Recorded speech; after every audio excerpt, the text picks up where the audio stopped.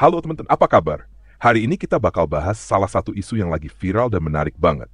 Terpilihnya Shirley Joanda, perempuan Kristen keturunan Tionghoa, sebagai gubernur Maluku Utara.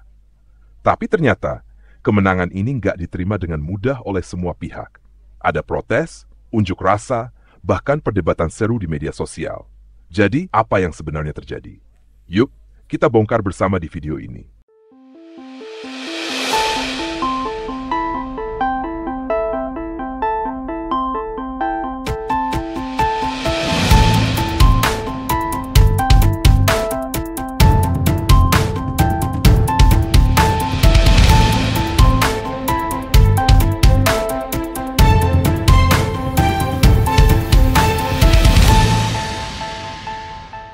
Terpilihnya seorang perempuan beragama Kristen keturunan Tionghoa sebagai gubernur Maluku Utara terus ditolak sebagian masyarakat. Shirley Joanda, nama tokoh itu sebenarnya menang meyakinkan dalam pilkada. Dia memperoleh 51,8% suara dukungan rakyat. Sementara pesaing terdekatnya Sultan Tidore Hussein Alting hanya dapat dukungan 24,42% suara. Suara dua pesaing lainnya jauh lebih rendah lagi.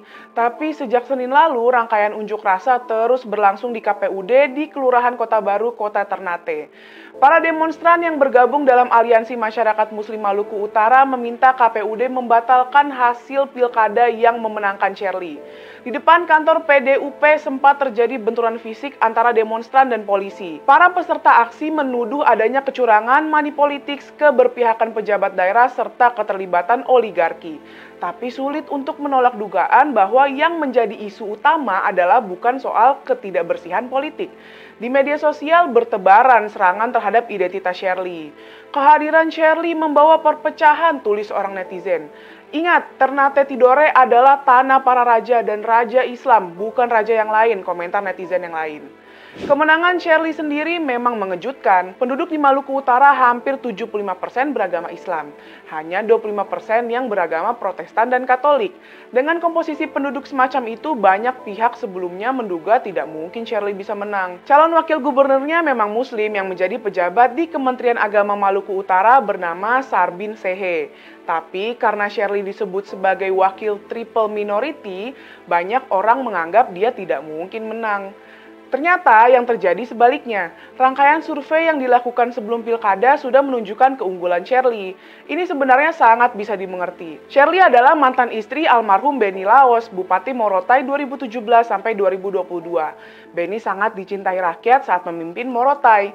Shirley sendiri rajin mendampingi kampanye Benny ketika sang suami mencalonkan diri menjadi gubernur Maluku Utara.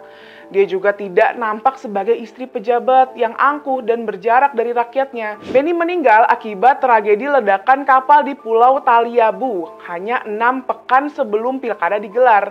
Shirley sendiri menjadi korban saat itu karena sedang juga berada di kapal yang sama. Ia mengalami patah kaki namun langsung dioperasi. Ketika 12 hari kemudian, Shirley dicalonkan jadi gubernur untuk menggantikan Benny. Dukungan pun mengalir deras. Nama Shirley diajukan oleh Nasdem, Demokrat, PKB, dan PAN.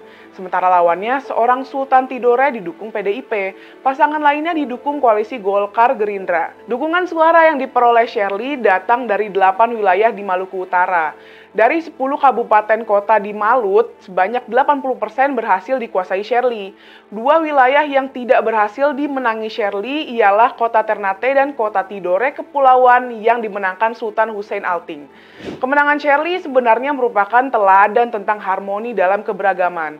Karena itu kita perlu berharap aksi-aksi massa ini bisa segera dihentikan. Ketua Umum PBNU Kiai Haji Yahya Khalil Stakuf juga ikut bersuara. Dia berpesan agar warga Maluku Utara tetap jaga harmoni dan persatuan. Jangan sampai perpecahan merusak kedamaian yang udah terbangun lama katanya. Mudah-mudahan masyarakat bisa bersikap dewasa ya.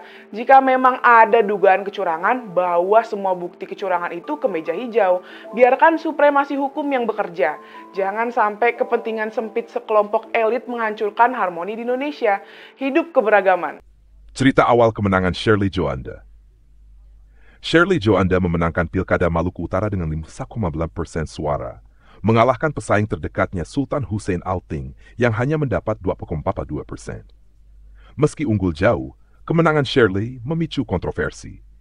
Banyak pihak mempertanyakan hasil pemilu ini, terutama dari kalangan yang menyebut dirinya Aliansi Masyarakat Muslim Maluku Utara.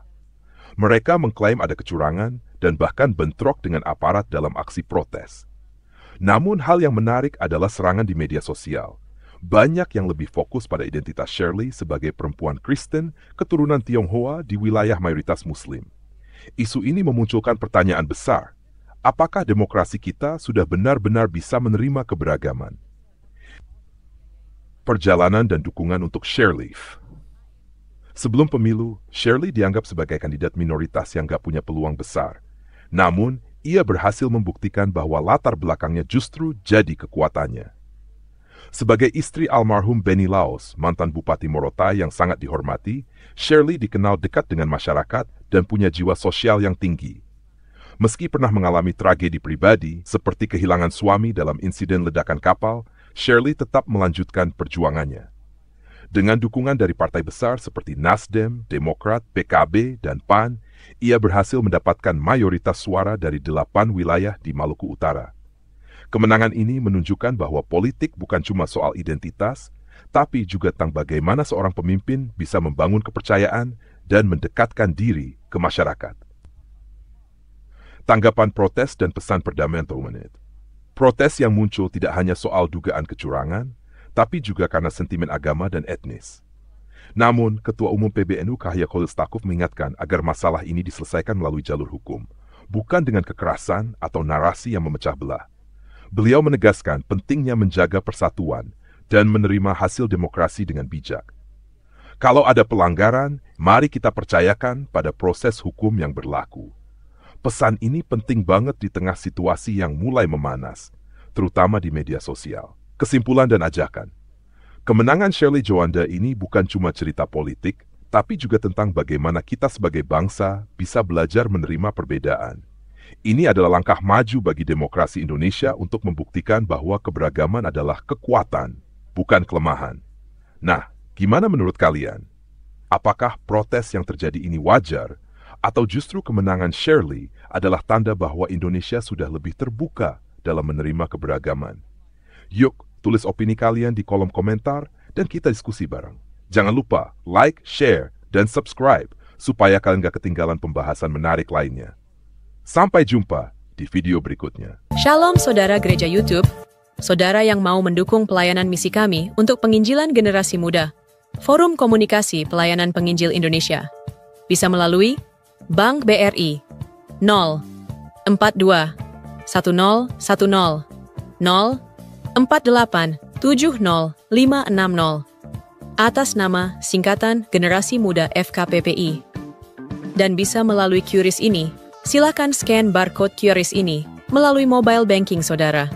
Tujuan dari pelayanan misi ini adalah untuk menjangkau banyak jiwa di pelosok-pelosok desa yang rindu untuk mendengarkan firman Tuhan dan untuk kegiatan hamba Tuhan yang menjalani penginjilan ke desa-desa untuk bisa terus mengabarkan kabar baik di seluruh tanah Indonesia.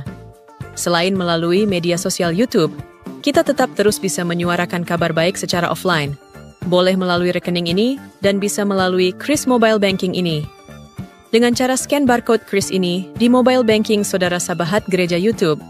Dan untuk mendukung di rumah pelayanan yayasan kami, bisa mendukung melalui rekening yayasan atas nama Yayasan Cipta Pelita Kasih di Bank Rakyat Indonesia atau BRI. Dan bisa melalui QRIS ini, silakan scan barcode QRIS ini melalui mobile banking saudara. Dukung pelayanan kami di semua sektor.